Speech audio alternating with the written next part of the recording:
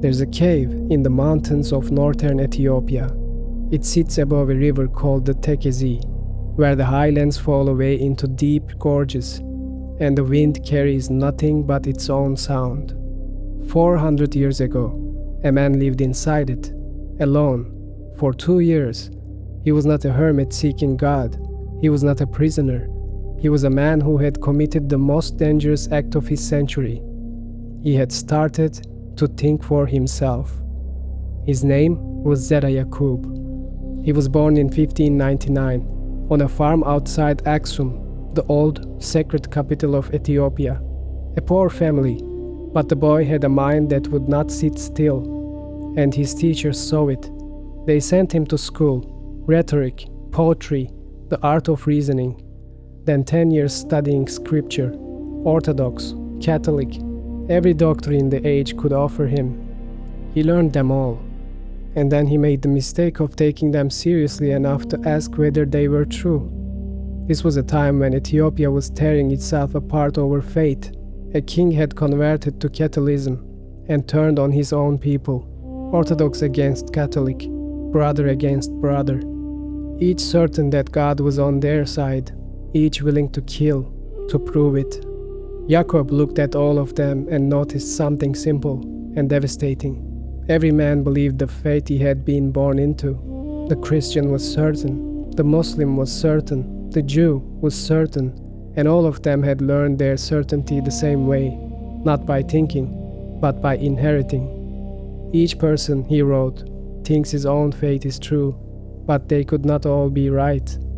For asking this question out loud, he was denounced to the king. So he ran. He took a little gold and the book of Psalms, and he fled south.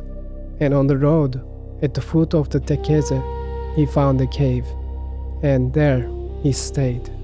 Imagine it, no teacher, no books but one, no voice but his own, echoing off the rock.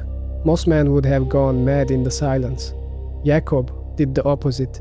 In the silence, for the first time, he could hear himself think, with no one to tell him what was true. He was forced to build truth from nothing, from the only tool he had left, his own reason. He decided he would believe nothing simply because he had been told it, not scripture, not tradition, not the certainty of the crowd that had nearly killed him. He would test every claim against the light of his own mind and keep only what survived. And what he found in that cave should not have been possible for a man of his time. He reasoned his way to God, but rejected every religion that claimed to own him. Orthodoxy, Catholicism, Islam, Judaism. He weighed them all on the same scale and refused to bow to any. He looked at slavery, an ordinary, accepted fact of his world, and called it what his reason told him it was, a crime against a creator who, in his words, made all of us equal, like brothers. This was decades before John Locke, decades before any European declaration that all men are created equal, and unlike them, Jacob meant all, man and woman, every faith, every color. He built an ethics with no scripture underneath it. One simple test: does an act increase the harmony of the world, or break it? Not is it written, but does it heal, or does it harm? A farmer's son, alone on a mountain, with one book and his own mind, and he arrived at ideas that the rest of the world would take another century to reach. He later wrote a line that holds the whole of his life inside it. I have learned more while living alone in a cave than when I was living with scholars. Now, here's the part that should stop you. At almost the exact moment Zera Yacob sat reasoning in his Ethiopian cave, a man in France was doing the same thing, shutting out the world, doubting everything he had been taught, trying to rebuild knowledge from the ground up, using reason alone. That man was René Descartes. I think, therefore I am. We are taught that modern philosophy, the radical idea that a single person, thinking for themselves, can find truth without authority, began in Europe. It did not begin only there. It was born at the same hour, on a continent the textbooks left out, in the mind of a man sitting alone above a river. And yet, you have probably never heard his name. There's a shadow over his story, and honesty requires that I name it. Some scholars doubt that Zera Yacob existed at all. They argue his book may have been written by another hand 2 centuries later. But here is what I keep returning to. The words are alive.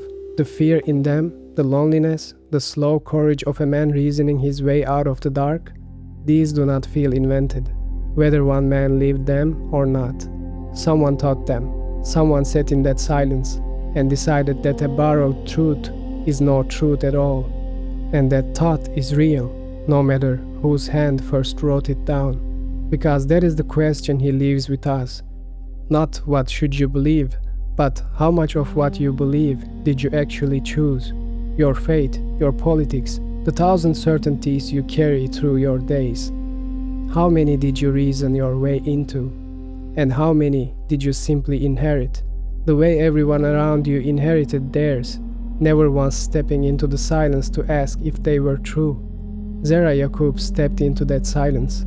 It cost him everything he knew, and 2 years of his life alone on a mountain, and he came back down certain of almost nothing, except that the asking had been worth it.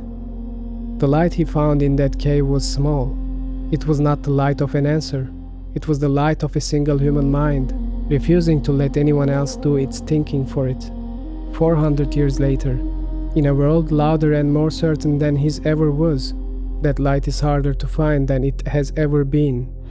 But the cave is still there, and so is the question.